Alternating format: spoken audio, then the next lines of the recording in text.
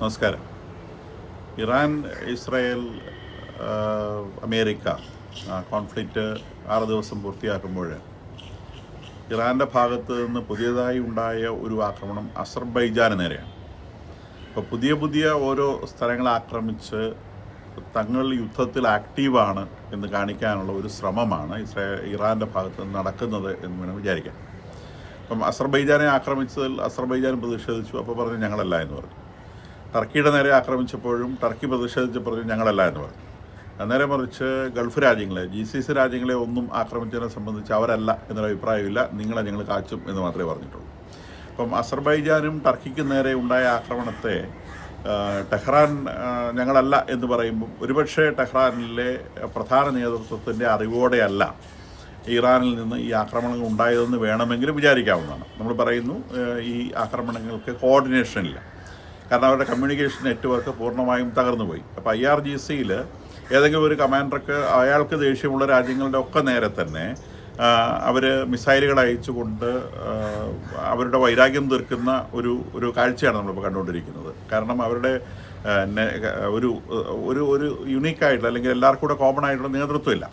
ഓരോരുത്തരും അവനവൻ്റെ ഇഷ്ടം പോലെ പെരുമാറുകയാണ്. അപ്പോൾ ഇവരുടെ ഈ യുദ്ധത്തിന് ഒരുപക്ഷെ അമേരിക്കയുമായിട്ട് മീഡിയേഷനൊക്കെ മുൻകൈ എടുത്തിരുന്ന ടർക്കി ആക്രമിക്കുക വഴി അവരുടെ ഒരു വലിയ സുഹൃത്തിനെയാണ് അവർ നഷ്ടപ്പെടുത്തി കളഞ്ഞത്. അതുപോലെ അസർബൈജാൻ ഇവരോട് വളരെ ചേർന്ന് നിൽക്കുന്ന രാജ്യമാണ്. പല കാര്യങ്ങളിലും അസർബൈജാൻ ഇവർക്ക് സഹായം ചെയ്യുന്ന രാജ്യമാണ്. ഇസ്രായേലിനെ ചെറുക്കാൻ അസർബൈജാൻ്റെ സഹായം ഇവർക്ക് ആവശ്യമുണ്ട്. അവിടെ കാസ്പിയൻ മേഖലയിൽ അസർബൈജാൻ്റെ സ്വാധീനം വലുതാണ്. അതുകൊണ്ട് തന്നെ അസർബൈജാനുമായി സ്ട്രാറ്റജിക്കായിട്ടുള്ള റിലേഷൻഷിപ്പ് ഇറാനുള്ളതാണ്. ആ രാജ്യത്തെ ആക്രമിക്കുക എന്ന് പറഞ്ഞു കഴിഞ്ഞാൽ അവരുടെ ഒരു നിതാന്ത ശത്രുത വാങ്ങിയെടുക്കുക എന്നുള്ളതാണ്. അസർബൈജാൻ അതിലെ പ്രതിഷേധം അറിയിച്ചിട്ടുണ്ട്. അപ്പം ഇങ്ങനെ ഈ ഏതെങ്കിലുമൊക്കെ രാജ്യങ്ങളെ ആക്രമിച്ചുകൊണ്ട് അവരെ ഈ വാർത്തയിൽ ഇടം പിടിക്കുന്നതെന്നല്ലാതെ യുദ്ധത്തിൽ അവർ ആക്റ്റീവാണെന്ന് പറയാൻ നിവൃത്തിയില്ല. GCC രാജ്യങ്ങൾക്ക് നേരെ, ഗൾഫ് രാജ്യങ്ങൾക്ക് നേരെ, United Arab Emirates, Saudi Arabia, Qatar, Bahrain, ഇത്തരം രാജ്യങ്ങൾക്ക് നേരെ ഇന്നലെയും ആക്രമണം ഉണ്ടായിട്ടുണ്ട്. ഈ ആക്രമണങ്ങളെല്ലാം തന്നെ ഡീഫ്യൂസ് ചെയ്യപ്പെട്ടിട്ടുണ്ട്. 10, 50, 70, 80 മിസൈലുകളൊക്കെ അയച്ച കണക്കാണ് ഓരോ രാജ്യവും പറയുന്നത്. കൂടാതെ 100 കണക്കിന് ഡ്രോണുകൾ അയച്ചിട്ടുണ്ട്. അതൊക്കെ ഡിഫ്യൂസ് ചെയ്യാൻ അവർക്ക് സാധിച്ചിട്ടുണ്ട്. കാര്യമായ എന്നല്ല, ഒരു പരിക്കും തന്നെ ഈ രാജ്യങ്ങൾക്ക് ഏൽപ്പിക്കാൻ ഇത് അയക്കുക വഴി ഇറാന് സാധിച്ചിട്ടില്ല. അവരുടെയൊക്കെ വൈരാഗ്യം കുറച്ചുകൂടെ കൂട്ടിയെടുക്കാൻ അല്ലെങ്കിൽ ഇറാന് നേരെയുള്ള വിരോധം കുറച്ചും കൂടെ മൂപ്പിച്ചെടുക്കാൻ സാധിച്ചു എന്നല്ല, അതുകൊണ്ട് പ്രത്യേകിച്ച് പ്രയോജനമൊന്നുമില്ല. ഇനി ഇസ്രായേലിന് നേരെയും മിസൈലുകൾ തന്നെ അയച്ചിട്ടുണ്ട്. അതിൽ ഒരെണ്ണത്തിനകത്ത് ക്ലസ്റ്റർ ബോംബുകൾ ഇൻസ്റ്റാൾ ചെയ്തിരുന്നതായി പറയപ്പെടുന്നു. ഈ ക്ലസ്റ്റർ ബോംബ് എന്ന് പറഞ്ഞാൽ മിസൈലിൻ്റെ അറ്റത്ത് നമുക്കറിയാവുന്നതുപോലെ മിസൈലിൻ്റെ അറ്റത്തൊരു ബോംബുണ്ടാവും. ഇപ്പോൾ സാധാരണഗതിയിൽ ഒരു 500 ഇറാൻ അയക്കുന്ന എല്ലാ മിസൈലുകളുടെ അറ്റത്തും ഒരു 200 മുതൽ 500 കിലോഗ്രാം വരെ വെയിറ്റുള്ള ഒരു ബോംബാണ് സാധാരണ ഉണ്ടാവുക. അത് വീണ് കഴിഞ്ഞാൽ ആ വീഴുന്ന സ്ഥലത്ത് അതിനൊരു മാസീവ് ഡിസ്ട്രക്ഷൻ ഉണ്ടാക്കാൻ പറ്റും. ഒരു വലിയ ബിൽഡിങ്ങിൻ്റെ മുകളിലാണ് ആ ബിൽഡിംഗ് തകരുകയും ആ പ്രദേശത്ത് തീപിടുത്തം ഉണ്ടാക്കാനും ഈ 500 കിലോഗ്രാം അല്ലെങ്കിൽ 200 മുതൽ 500 കിലോഗ്രാം വരെ വരുന്ന ഈ എക്സ്പ്ലോസീവിന് സാധിക്കും. നേരെ മറിച്ച് ഒരു ക്ലസ്റ്റർ ബോംബ് എന്ന് പറഞ്ഞാൽ മിസൈലിൻ്റെ അറ്റത്ത് ഘടിപ്പിച്ചിട്ടുള്ള ഒരു പാത്രം പോലത്തെ അല്ലെങ്കിൽ ഒരു കലം പോലത്തെ ഒരു സാധനമാണ്. അത് ആകാശത്തിലെ ഒരു കിലോമീറ്റർ മേലെ നിന്ന് ആ കലം അങ്ങ് പൊട്ടിക്കഴിയുമ്പോഴത്തേക്ക് അതിനകത്ത് വെച്ചുള്ള കുറേ കുഞ്ഞു ബോംബുകൾ ഒരു 8 കിലോമീറ്റർ ചുറ്റളവിൽ ചെതറി വീഴുന്ന ഒരു സംവിധാനമാണ് ഈ ക്ലസ്റ്റർ ബോംബ് എന്ന് പറയുന്നത്. അപ്പോൾ അത് എപ്പോഴും സിവിലിയൻസിനെ ഉദ്ദേശിച്ച്, ഒരിക്കലും പട്ടാളക്കാരെ ഉദ്ദേശിച്ചിട്ടല്ല. ഒരു മറ്റേ മിസൈലൊക്കെ അയക്കുന്നത് ഒരു സ്ട്രാറ്റജിക് പോയിന്റിനെ ഉദ്ദേശിച്ചിട്ടാണ്. ഇറാൻ അങ്ങനെയല്ല ചെയ്യുന്നതെന്ന് നമുക്കറിയാം. എന്നാലും സാധാരണഗതിയിൽ കൺവെൻഷണൽ വാറിൽ മിസൈലുകൾ ഉപയോഗിക്കുന്നത് അവർക്ക് തകർക്കണമെന്ന് ഇഷ്ടപ്പെടുന്ന ഒരു സ്ട്രാറ്റജിക് പോയിന്റിനെ ഉദ്ദേശിച്ച്, ജനവാസ കേന്ദ്രങ്ങളെ ഉദ്ദേശിച്ചല്ല. അപ്പം ഇത്തരം സാധനങ്ങൾ പ്രയോഗിക്കുമ്പോൾ ചെതറി വീഴുമ്പോൾ സാധാരണ ജനങ്ങൾക്ക് പരിക്കേൽക്കാനുള്ള സാധ്യത വളരെ കൂടുതലാണ്.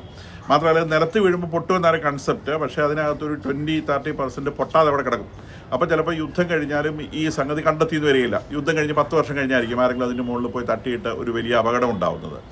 അതുകൊണ്ട് തന്നെ പൊതുവേ ലോകരാജ്യങ്ങളുടെ ഇടയിലുള്ള അണ്ടർസ്റ്റാൻഡിംഗ് കൊണ്ട് യുദ്ധങ്ങളിൽ ക്ലസ്റ്റർ ബോംബുകൾ പ്രയോഗിക്കാൻ പാടില്ല എന്നുള്ളത്. മാത്രമല്ല ക്ലസ്റ്റർ ബോംബ് ഉണ്ടാക്കാൻ കുറച്ച് ടെക്നോളജിയും ആവശ്യമുണ്ട്.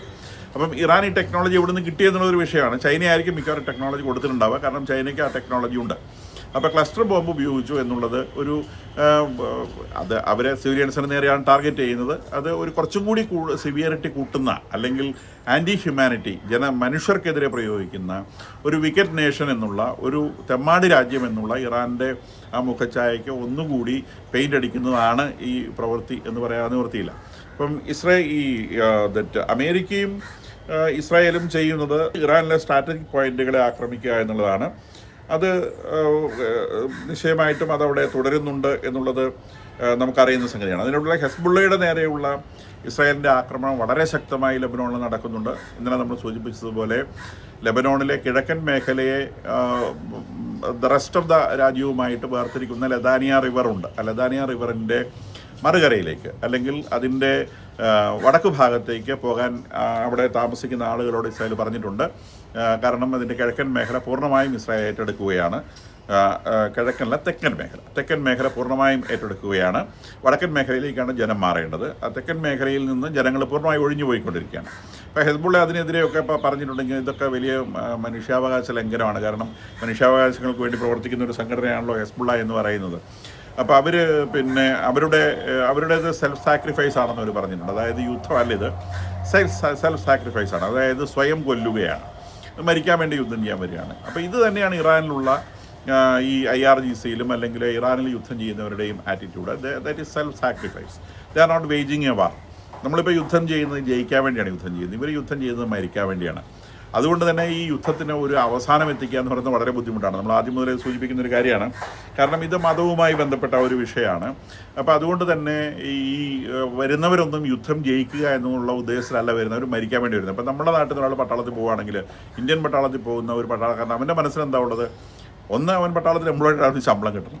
രണ്ട്, അവന് ശത്രു രാജ്യങ്ങളിലെ ആളുകളെ കൊല്ലണം. ആ ഒരു താല്പര്യമുള്ളവനാണ് പട്ടാളത്തിൽ ചേരുക. മൂന്ന്, അവൻ്റെ സഹോദരങ്ങളെ, സ്വന്തം രാജ്യത്തുള്ളവരെ രക്ഷിക്കണം.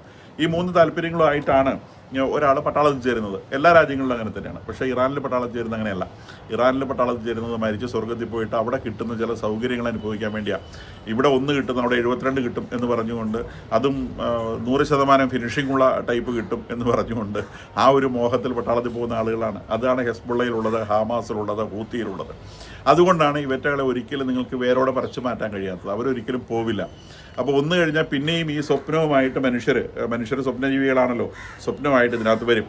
അപ്പം അതാണ്. അതിനിടയിലൂടെ അമേരിക്ക ഒരു ഭൂഖണ്ഡാന്തര മിസൈൽ, അതിന് ലോകാവസാന മിസൈൽ എന്നൊക്കെയാണ് മലയാളത്തിൽ ഇന്ന് പത്രങ്ങളിൽ പേരെഴുതിക്കേണ്ടത്, മിസൈൽ പരീക്ഷിച്ചിട്ടുണ്ട്.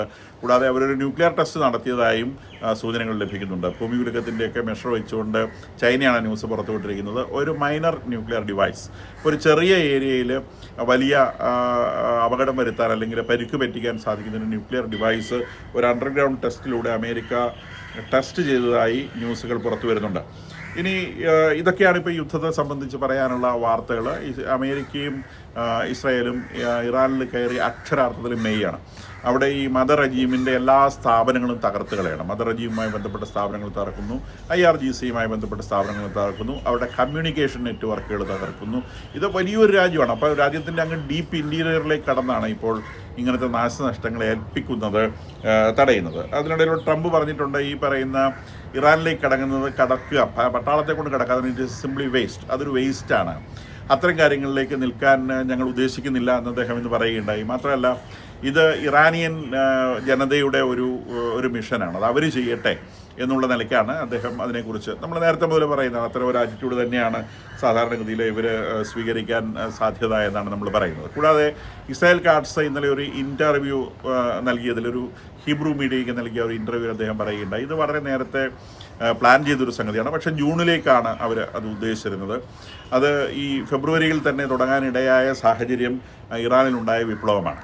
അപ്പം ഇറാനിലുണ്ടായ വിപ്ലവത്തെ തുടർന്ന് ഇറാൻ ഒരുപക്ഷെ ഇസ്രായേലിനെ ഇങ്ങോട്ട് ആക്രമിച്ചേക്കും എന്നൊരു ഭയത്തിൽ നിന്നാണ് ഒരു പ്രിയംറ്റീവ് സ്ട്രൈക്ക് എന്ന നിലയിൽ ഇസ്രായേൽ അത് അങ്ങോട്ട് ആക്രമിച്ചത്. അതുപോലെ ജൂണിൽ ഇസ്രായേൽ തനിച്ച് ഈ ഒരു ആക്രമണം നടത്താനാണ് അവർ ആഗ്രഹിച്ചിരുന്നതെന്നും അത് ആക്രമണത്തിൻ്റെ ആദ്യത്തെ സ്റ്റേജിൽ തന്നെ ഖമനയെ എലിമിനേറ്റ് ചെയ്യണമെന്ന് അവർ തീരുമാനിച്ചിരുന്നുവെന്നും അദ്ദേഹം ഇൻ്റർവ്യൂവിൽ പറയുന്നുണ്ടായിട്ടുണ്ട്. അപ്പം അമേരിക്കയുമായുള്ള ഒരു കോൺവെർസേഷനിൽ നിങ്ങൾ തന്നെ ഇത് ചെയ്യേണ്ട, അത് ഞങ്ങളും കൂടി ചെയ്യാം എന്ന് അമേരിക്കയുടെ ഭാഗത്തുനിന്നൊരു ഓഫർ ഉണ്ടാകുന്നു. അങ്ങനെ രണ്ട് കൂട്ടരും ഒന്നിച്ചത് ചെയ്തു എന്നാണ് അദ്ദേഹം പറയുന്നത്. അപ്പം അതിൻ്റെ ഒരു സാധ്യത എനിക്ക് തോന്നുന്നത് അമേരിക്ക ഇത് കണ്ടിട്ടുണ്ടാവുക. അമേരിക്ക ചെയ്യുന്ന സമയത്ത് സ്വാഭാവികമായിട്ടും ഇറാൻ അമേരിക്കൻ അലൈസിനെ തിരിച്ചാക്രമിക്കും. ഇപ്പം GCC നേഷൻസിനെ ആക്രമിച്ചതുപോലെ സ്വാഭാവികമായിട്ടും GCC നേഷൻസ് മുഴുവൻ ഇറാനെതിരാകും. അത് വലിയൊരു ഡിപ്ലോമാറ്റിക് മൂവാണ്, അത് ബുദ്ധിപരമായ ഒരു ഡിപ്ലോമാറ്റിക് മൂവാണ്. അപ്പം അമേരിക്ക ഈ യുദ്ധത്തിൽ ചേരുക വഴി അമേരിക്കയുടെ അലയൻസ് ആണെന്ന് പറഞ്ഞുകൊണ്ട് ഈ പറഞ്ഞ GCC രാജ്യങ്ങളെ, ഗൾഫ് രാജ്യങ്ങളെ ഇറാൻ ആക്രമിക്കുകയും അങ്ങനെ ഗൾഫ് രാജ്യങ്ങൾ മുഴുവൻ അമേരിക്കൻ ഇസ്രായേൽ പക്ഷത്തേക്ക് ചായുകയും ചെയ്യുന്ന ഒരു സാഹചര്യം സൃഷ്ടിച്ചെടുക്കാൻ ആ ഒരു ഒരു കണ്ണിങ് ഡിപ്ലോമാറ്റിക് മൂവ് കൊണ്ട്, അല്ലെങ്കിൽ ഈ യുദ്ധത്തിലുണ്ടായ ഒരു സ്ട്രാറ്റജിക് മൂവ് കൊണ്ട് അമേരിക്കയ്ക്കും ഇസ്രായേലിനും സാധിച്ചു എന്നുള്ളതാണ് സത്യം. അപ്പോൾ ഈ GCC രാജ്യങ്ങൾ മുഴുവൻ തന്നെ ഇപ്പോൾ ഇസ്രായേലിൻ്റെ ഭാഗത്തേക്ക് വന്നു കഴിഞ്ഞു. അപ്പം ഈ പറയുന്ന ഖത്തറിന് വരെ കിട്ടിയ അടി. അവരാണ് ഈ ഹമാസിനെയൊക്കെ സംരക്ഷിച്ച് തീറ്റിപ്പോറ്റിയിരുന്നത്. അവർക്കുള്ള ചോറ് വെച്ച് കൊടുത്തിരുന്നത് ഖത്തറാണ്. ഇനി ആ ചോറ് അത്ര എളുപ്പത്തിൽ കിട്ടാൻ സാധ്യതയില്ല. അതാണ് ഞാൻ വേറൊരു വീഡിയോയിൽ സൂചിപ്പിച്ചതുപോലെ പാലസ്റ്റീൻ ഇഷ്യൂ എന്ന് പറയുന്നത് ഏകദേശം ഇതോടെ തീരും എന്ന് നമ്മൾ വിചാരിക്കണം. ഒരു വലിയ തോതിൽ പാലസ്റ്റീൻ ഇഷ്യൂ വരികയല്ല. അതിനിടയിലൂടെ നമ്മളുടെ ഇവിടെയൊക്കെ TV യിൽ ഡിസ്കസ് ചെയ്യുന്നവരും കുറച്ചൊക്കെ ആൻറ്റി അമേരിക്കൻ ആയിട്ടുള്ള ഇൻ്റർനാഷണൽ മീഡിയയിലും വരുന്നൊരു ചോദ്യമുണ്ട്. ഇന്ത്യയിൽ നേവൽ എക്സസൈസിൽ ഏർപ്പെട്ടിട്ട് തിരിച്ചു പോയ ഒരു പാവം ഒരു നേവൽ ഷിപ്പിനെ അമേരിക്ക ഇന്ത്യൻ ഓഷ്യനിൽ വന്ന് ആക്രമിച്ചത് ശരിയായോ എന്നൊരു ചോദ്യം. ഇപ്പോൾ ഇന്ത്യയിലൂടെ പ്രതിപക്ഷമൊക്കെ ചോദിക്കുന്നത് ഇന്ത്യൻ ഓഷ്യനിലല്ലേ, അപ്പം അതിന് ഇന്ത്യക്ക് ഉത്തരവാദിത്തമില്ലേ? ഈ ഇന്ത്യൻ ഓഷ്യൻ എന്ന് പറയുന്നത് എവിടെ വരെ കിടക്കുന്നുണ്ടെന്ന് വല്ല വിവരമുണ്ടോ? ഇത് ആഫ്രിക്ക മുതൽ ഇങ്ങോട്ട് കിടക്കുന്നതാണ്, ഗൾഫ് രാജ്യം മുതൽ ഇങ്ങോട്ട് കിടക്കുന്നതാണ്, അങ്ങ് ഓസ്ട്രേലിയ മുതൽ ഇങ്ങോട്ട് കിടക്കുന്നതാണ്, അങ്ങ് പസഫിക് വരെ മുട്ടിക്കിടക്കുന്നതാണ്. ഒരു ഓഷ്യനാണ്, ആ അറ്റ്ലാന്റിക് വരെ അതിന് അതിർത്തിയുണ്ട്. ഇപ്പോൾ ഇന്ത്യൻ ഓഷ്യൻ എന്നാണ് അതിന് പേരിട്ടുള്ളതെങ്കിലും ഇന്ത്യക്ക് അതിന് മേലെ യാതൊരു കാര്യവുമില്ല. അപ്പോൾ ഈ റെഡ് ഇന്ത്യക്കാരെന്ന് അവിടെയുള്ള ആൾക്കാരെ വിളിക്കുന്നത് പോലെ ഒരു പേര് മാത്രമാണ്. അതുകൊണ്ട് ആ ഇന്ത്യൻ ഓഷ്യൻ്റെ ഇൻ്റർനാഷണൽ വാട്ടേഴ്സിൽ ഇന്ത്യക്ക് യാതൊരു റെസ്പോൺസിബിലിറ്റി ഇല്ല. കൂടാതെ ഇത് ഇന്നലെ ഇന്ത്യയിൽ നിന്ന് പുറപ്പെട്ട ഷിപ്പൊന്നുമല്ല, അത് 27-ാം തീയതി ഇന്ത്യയിൽ നിന്ന് പുറപ്പെട്ടതാണ്. അത് ഇത്രയും ദിവസം എന്ത് ചെയ്യുമായിരുന്നുള്ളത് കോൺസ്പീക്വസ് ആണ്. അവർ പിന്നീട് അവർ 3 ഷിപ്പുകളുണ്ടായിരുന്നു അതിനകത്ത് ഇതാണ് ഒരു നേവൽ ഷിപ്പ്, മറ്റേത് നേവൽ ഷിപ്പുകളല്ല എന്നാണ് ഇന്നലെ ഇൻ്റർനാഷണൽ മീഡിയയിൽ വന്നത്. അതുകൊണ്ടാണ് അത് ആക്രമിക്കപ്പെടാത്തത്. അവർ ഇപ്പം ശ്രീലങ്കയുടെ പോർട്ടിൽ പോയിട്ട് അഭയം തേടിയിട്ടുണ്ട്. ഇപ്പം നേവൽ ഷിപ്പാണെങ്കിൽ ശ്രീലങ്കൻ പോർട്ടിൽ അഭയം തേടിയാലും അതിന് വലിയ രക്ഷയൊന്നും ഉണ്ടാവാൻ സാധ്യതയില്ല. പക്ഷേ ടോർപ്പിഡോ ചെയ്യപ്പെട്ട് കഴിഞ്ഞാൽ അമേരിക്ക അത് ക്ലെയിം ചെയ്യരുതെന്ന് മാത്രമേ ഉള്ളൂ. കാരണം ഈ ഷിപ്പ് ഇവിടെ നിന്ന് പോയിട്ട് ഹോർമുസ് കടലിടുക്കിൽ ഓപ്പറേറ്റ് ചെയ്യാൻ വേണ്ടി മൂവ് ചെയ്യുന്നതിനിടയിലൂടെയാണ് ആ ഷിപ്പ് ആക്രമിക്കപ്പെട്ടതെന്ന് കോമൺ സെൻസ് ഉള്ളവർക്കറിയാം. അങ്ങനെ ഈ യുദ്ധത്തിൽ ഒരു എനിമിയുടെ ഒരു ഷിപ്പ് അത് എവിടെ നിന്നും ആക്രമിക്കാൻ യുദ്ധത്തിൽ ഏർപ്പെടുന്ന രാജ്യങ്ങൾക്ക് അവകാശമുണ്ട്. ഇനി അങ്ങനെ കുറച്ച് നീതിന്യായമൊക്കെ നോക്കിയിട്ടാണ് യുദ്ധം ചെയ്യുന്നതെങ്കിൽ സൗദി അറേബ്യയിലെ അമേരിക്കൻ എംബസി ആക്രമിച്ചതിൻ്റെ ന്യായം എന്താണ്? UAE-യിലെ ദുബായിലെ diplomatic house, American diplomatic house ആക്രമിച്ചതിൻ്റെ ന്യായം എന്താണ്? ഹോർമുസ് കടലിടുക്കുള്ളിൽ കടന്നു പോകുന്ന നാനാവിധ രാജ്യങ്ങളുടെ കപ്പലുകളെ ആക്രമിക്കുന്നതിൻ്റെ ന്യായം എന്താണ്? ഇത്തരം ന്യായങ്ങളൊക്കെ ഇതിനകത്ത് കാണണ്ടേ? അപ്പോൾ ഈ യുദ്ധത്തിനകത്ത് എന്ത് ന്യായമാണ് ഈ ഇറാൻ പാലിക്കുന്നതെന്ന് നോക്കണം. ഈ ഗൾഫ് രാജ്യങ്ങളെ ആക്രമിക്കുന്നതിനകത്തുള്ള ന്യായം എന്താണ്? ഇന്നലെ അസർബൈജാനെ ആക്രമിച്ചതിൻ്റെ ന്യായം എന്താണ്? ഇവരൊന്നും ഇതിനകത്ത് ഇല്ലാത്ത ആളുകളാണ്. അങ്ങ് കിടക്കുന്ന ബ്രിട്ടൻ്റെ സൈപ്രസിലുള്ള താവളത്തെ ആക്രമിച്ചതിന് ന്യായം എന്താണ്? ബ്രിട്ടൻ പറഞ്ഞത് ഇറാനെ ആക്രമിക്കരുതെന്നാണ്. പിന്നെ ഫ്രാൻസിൻ്റെ നേവൽ ബേസിൽ ആക്രമിച്ചതിന് ന്യായം എന്താണ്? അപ്പോൾ ആ ന്യായമൊന്നും ആരും പറയാലോ. ഇവിടെ ഒരു നേവൽ ഷിപ്പിൻ്റെ മുകളിൽ ഒരു ടോർപ്പിഡോ വന്ന് മുട്ടിയപ്പോൾ ആ ന്യായം ഭയങ്കര ന്യായമാണ് എന്ന് പറഞ്ഞുകൊണ്ട് ഒരുപാട് പേര് ന്യായം പറയാൻ ഇറങ്ങിയത് നമ്മൾ കണ്ടിട്ടുണ്ടാവുമെന്ന് വിചാരിക്കുന്നു.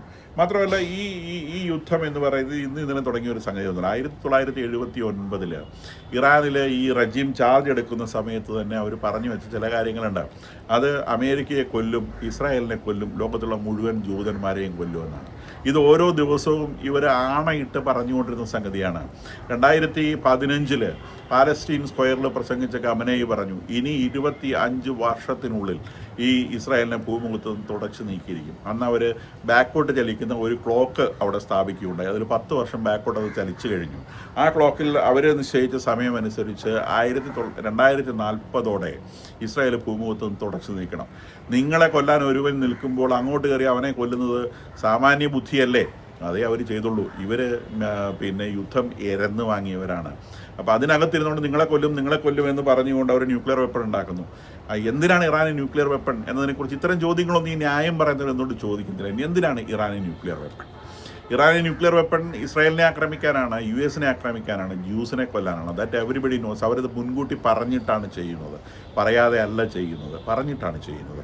അപ്പോൾ ഈ പറയുന്ന ഈ ഇസ്രായേലിനെതിരെ ഇവർ ഉണ്ടാക്കുന്നത് ന്യൂക്ലിയർ വെപ്പണാണെന്ന് അമേരിക്കയെ 2018 ബോധ്യപ്പെടുത്തുന്ന അടിസ്ഥാനത്തിലാണ് ട്രംപ് ഇറാനുമായിട്ടുള്ള കരാറിൽ നിന്ന് പിൻവാങ്ങുന്നത്. ബോധ്യപ്പെടുത്തി കൊടുത്തത് ഇസ്രായേലാണ് വിത്ത് ഡോക്യുമെൻറ്റ്സ് വെച്ചുകൊണ്ടാണ്. അത് ഇറാനിൽ ഒളിപ്പിച്ച് വെച്ച ഡോക്യുമെൻറ്റ്സ് മൊസാദ് പൊക്കിയെടുത്ത് കൊണ്ടുവന്ന് ഇൻ്റർനാഷണൽ മീഡിയയുടെ മുൻപിൽ ഇട്ടിട്ട് ഇത് ഇസ്രായേലിനെതിരെ ഉണ്ടാക്കുന്ന ബോംബാണെന്ന് തെളിയിച്ചതിന് ശേഷമാണ് അമേരിക്ക ഇവരുടെ കൂടെ ഈ യുദ്ധത്തിൽ ചേരുന്നത്. അമേരിക്കയും ഇസ്രായേലിനെതിരെയുള്ള ബോംബാണ് എന്ന് തെളിയിച്ചതിന് ശേഷമാണ് അമേരിക്ക ഇവരുടെ കൂടെ ഇറാനുമായിട്ടുള്ള കരാറിൽ നിന്ന് പിൻവാങ്ങുന്നതും പിന്നീട് അത് വലിയ വഴക്കായിട്ട് പരിണമിക്കുകയും നമുക്ക് മനസ്സിലാക്കാം. അതുപോലെ ഈ ആക്സസ് ഓഫ് ഇറാൻ എന്ന് പറയുന്ന ഹമാസിനെ ഉണ്ടാക്കിയതാരാണ്? ഹെസ്ബുള്ളയെ ഉണ്ടാക്കിയതാരാണ്? ഹൂത്തികളെ ഉണ്ടാക്കിയതാരാണ്? ഇതൊക്കെ എന്തിനുണ്ടാക്കിയതാണ്? ഇതുണ്ടാക്കിയത് അമേരിക്കയും ഇസ്രായേലും കൊല്ലാൻ വേണ്ടിയിട്ടാണ്. ഈ ഹമാസെ എത്രയോ തവണ ഇൻതിഫാദ എന്ന് പറഞ്ഞുകൊണ്ട് ഇസ്രായേൽ നേരെ ആക്രമണങ്ങൾ സംബന്ധിച്ചു എത്ര ഇസ്രായേൽക്കാരെ വഴിയിലിട്ട് കുത്തിക്കൊന്നു, കല്ലെറിഞ്ഞു കൊന്നു. എത്രയോ യുദ്ധങ്ങൾ ഹമാസ് ഇസ്രായേലിന് നേരെ ചെയ്തു. അവസാനം ഒക്ടോബർ 2023 അതിൻ്റെ കൾമിനേഷൻ വന്നു. തിരിച്ച് ഇസ്രായേൽ ഭീകരമായി ആക്രമിച്ചു. ഇതൊക്കെ ഇറാൻ്റെ പ്രവർത്തനങ്ങൾ തന്നെയാണ്. അതിൻ്റെയൊക്കെ ഒരു ആത്യന്തിക അറ്റത്താണ് നമ്മൾ യുദ്ധം കാണുന്നത്. 1979 ഇറാനിൽ ആ അധികാരം ഏറ്റെടുത്ത ഉടനെ ഈ ഖൊമേനി റജീം ആദ്യം ചെയ്തത് അമേരിക്കൻ എംബസിയിലെ 60 ജീവനക്കാരെ തടവിലിടുക എന്നുള്ളതായിരുന്നു. ആ ജീവനക്കാർക്ക് വേണ്ടി 444 ദിവസം അമേരിക്ക ശ്രമിച്ചതിന് ശേഷമാണ് അവരിൽ 51 പേരെ മോചിപ്പിച്ചെടുക്കാൻ സാധിച്ചതെന്ന് നമ്മൾ മനസ്സിലാക്കണം. അന്ന് മുതൽ അമേരിക്ക ഇവരോടുള്ള വൈരാഗ്യമാണ്. പിന്നീട് ലോകത്തെമ്പാടുമുള്ള ഒരുപാട് അമേരിക്കൻ സ്ഥാപനങ്ങൾ ഇവർ ആക്രമിച്ചു.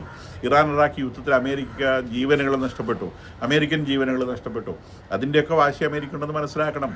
അപ്പോൾ അവർ അമേരിക്കയോടും ഇസ്രായേലിനോടും ഇത്രയും കാലം ചെയ്തതിന് അവർ കരുതിക്കൂട്ടി വെച്ച് തിരിച്ചാക്രമിക്കുന്നു. ഇവർ പുറകെ കൂടെ യുദ്ധം ചെയ്യുന്നു. ഇറാൻ എല്ലാ കാലത്തും പിന്നിൽ നിന്ന് യുദ്ധം ചെയ്യുന്നു. ഇറാനും ഇസ്രായേലും മുന്നിൽ നിന്ന് യുദ്ധം ചെയ്യുന്നു. അവർ ഫേസ് ടു ഫേസ് നേരിട്ട് ആക്രമിക്കുന്നു. ഇപ്പോഴും അങ്ങോട്ട് അടി കിട്ടുമ്പോൾ എന്താ ഇറാൻ ചെയ്യുന്നത്? തിരിച്ചടിക്കുകയല്ല ചെയ്യുന്നത്. അവർ ചെയ്യുന്നത് ഈ അടുത്ത് കിടക്കുന്നവർക്കിട്ടൊക്കെ തല്ലാണ്. ഇനി നാളെ നമുക്കിട്ടങ്ങനെ അയച്ചു കളയുന്നൊരു ഭീതിയാണ് നമുക്കുള്ളത്. കാരണം അവിടെ നിന്ന് ഇങ്ങോട്ടും എത്തിക്കാൻ പറ്റും അവരുടെയിലുള്ള സാധനം. എല്ലാവരെയും ആക്രമിച്ചുകൊണ്ടിരിക്കും. ഇപ്പോൾ ഈ പറഞ്ഞ അവരുടെ സുഹൃത്തുക്കളായിട്ടുള്ള ആളുകളെ പോലും ആക്രമിക്കുന്ന ഒരു സാഹചര്യത്തിൽ ഇവർക്ക് ആരെയാണ് ആക്രമിച്ചു കൂടാത്തത് എന്നുള്ള ഒരു കാര്യം നമ്മൾ മനസ്സിലാക്കേണ്ടതുണ്ട്. അപ്പം ഈ സിറിയയിലും അതുപോലെ ഇറാഖിലും ഒക്കെ ഇവർ ഈ ഹെസ്ബുള്ള എന്ന് പറയുന്ന ഈ വേട്ടപ്പട്ടികളെ വളർത്തിയെടുത്തിരുന്നു. ഈ ലെബനോണിൽ മാത്രമല്ല, ഇത് ഇറാഖിലാണ് ആദ്യം തുടങ്ങിയത്. ഇറാഖിൽ തുടങ്ങിയ ശേഷം അത് സിറിയ മുഴുവൻ പിടിച്ചെടുത്ത, രാജ്യം മുഴുവൻ അവരുടെ കയ്യിലാക്കി. ലെബനോൺ പിടിച്ചെടുത്ത് അവരുടെ കയ്യിലാക്കി. ഇതിനൊക്കെ അടുത്ത കാലത്താണ് ഇസ്രായേൽ മോചിപ്പിച്ചത്. ഈ ഹമാസിൻ്റെ ആക്രമണത്തിന് ശേഷം ഉണ്ടായ സ്ട്രൈക്കുകളുടെ ഭാഗമായിട്ടാണ് സിറിയ മോചിപ്പിച്ചെടുത്തത്, ലെബനോൺ മോചിപ്പിച്ചെടുത്തത്. ഇറാഖ് കുറേ കാലമായിട്ട് അമേരിക്കയുടെ നിയന്ത്രണത്തിലാണെന്ന് നമുക്കറിയാം. ഇറാൻ ഇറാഖ് വാറിന് ശേഷം ഇറാഖ് അമേരിക്കയുടെ നിയന്ത്രണത്തിലാണ്. പക്ഷേ അവിടെ ഈ പറയുന്ന ഹെസ്ബുള്ളയുടെ ഒരു വിങ് ആക്റ്റീവാണ്. അവർ ഈ യുദ്ധം തുടങ്ങിയതിന് ശേഷം അമേരിക്കയ്ക്കെതിരെ അവർ പ്രവർത്തിക്കാൻ ശ്രമിച്ചിരുന്നു. അമേരിക്ക അതിനെ ശക്തമായിട്ട് അടിച്ചു കൊല്ലുകയും ചെയ്തു. അപ്പോൾ ഈ രീതിയിലാണ് ഈ യുദ്ധം മുന്നോട്ട് പോകുന്നത്. ഇസ്രായേലിനെ സംബന്ധിച്ച് അവരിത് ചാൻസാക്കി എടുത്തുകൊണ്ട് സിറിയ ലെബനോൺ അവർ ക്ലിയർ ആക്കി എടുക്കുമെന്നുള്ളത് ഉറപ്പാണ്. ഹെസ്ബുള്ളയെ അവിടെ നിന്ന് വേരോടെ പറിച്ചു കളയും.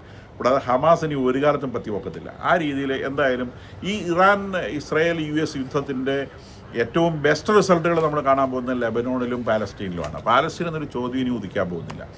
അതുപോലെ അറബ് അക്കോർഡ്സ് എന്ന് പറയുന്ന അക്കോർഡിലേക്ക് അറബ് രാജ്യങ്ങൾ കൂട്ടത്തോടെ വന്ന് ചേരുന്ന ഒരു സ്ഥിതി നിങ്ങൾ കാണും. ഇറാൻ ഇറാഖ് യുദ്ധത്തിൽ ഇറാനിലെ റെജീം മാറ്റപ്പെട്ടില്ലെങ്കിലും ഇത്തരം കാര്യങ്ങളൊക്കെ ഉറപ്പാണ്.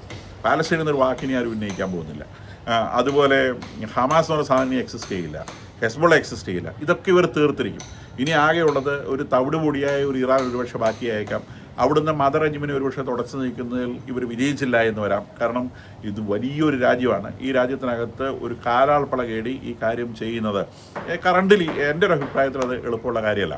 അവർ വീണ്ടും ഈ യുദ്ധം കണ്ടിന്യൂ ചെയ്യുന്നതിൻ്റെ ഉദ്ദേശം IRGCയിലൊരു സ്പ്ലിറ്റ് ഉണ്ടാക്കി അവിടെ വേറൊരു ഭരണകൂടത്തെ സ്ഥാപിക്കാൻ കഴിയുമോ എന്നുള്ള ശ്രമത്തിലാണ് ആ രാജ്യത്തിൻ്റെ ഓരോ നാടിഞ്ഞരമ്പുകൾ അടിച്ച് തകർത്തുകൊണ്ടിരിക്കുന്നത്. അപ്പോൾ അങ്ങനെ അടിച്ച് തകർത്ത് മുഴുവനായിട്ട് തകർന്ന് വീഴ് കഴിയുമ്പം IRGCക്ക് ഇത് പരിപൂർണമായിട്ടും തങ്ങളുടെ കയ്യിൽ നിന്ന് പോയി എന്ന് ബോധ്യം വരുന്ന ഒരു സമയത്ത് അവരുടെ സാമ്പത്തിക താല്പര്യങ്ങളെ മുൻനിർത്തി, മത താല്പര്യങ്ങൾ അവിടെ ഉണ്ട്, ആത്മഹത്യ ചെയ്ത് സ്വർഗത്തിൽ പോകേണ്ട വിഷയമുണ്ട്, അവിടുത്തെ 72 എണ്ണത്തിന് റിസീവ് ചെയ്യേണ്ട വിഷയം, ഇതൊക്കെ ഉണ്ട്. പക്ഷേ ഇതൊന്നും ഉറപ്പില്ലാത്ത കാര്യമാണ്. ഉറപ്പുള്ള ചില കാര്യങ്ങളുണ്ട്. അത് ഇപ്പോൾ അവരനുഭവിക്കുന്ന സുഖസൗകര്യങ്ങളാണ്. ആ സുഖസൗകര്യങ്ങൾ നഷ്ടപ്പെടും എന്ന ഒരു സാഹചര്യം വരുമ്പം, അല്ലെങ്കിൽ അത് അമേരിക്ക തടച്ച് ഇല്ലാതാക്കും എന്ന സാഹചര്യം വരുമ്പം, രാജ്യം ഒരു സിവിൽ വാറിലേക്ക് നീങ്ങുമെന്ന സാഹചര്യം വരുമ്പം ഒരുപക്ഷേ ഈ IRGCയുടെ ഒരു സ്പ്ലിറ്റ് ഉണ്ടായി IRGCയുടെ ഒരു വിഭാഗം ഈ എക്സിസ്റ്റിംഗ് ഭരണകൂടത്തെ തുടച്ചു മാറ്റിയിട്ട് ഒരു പുതിയ ഭരണകൂടത്തെ കൊണ്ടുവരാൻ തയ്യാറാവുന്ന ഒരു സാഹചര്യത്തിന് വേണ്ടിയാണ് ഈ ദിവസങ്ങളിൽ ഇസ്രായേലും അമേരിക്കയും ശ്രമിക്കുന്നതെന്ന് വേണം വിചാരിക്കാൻ.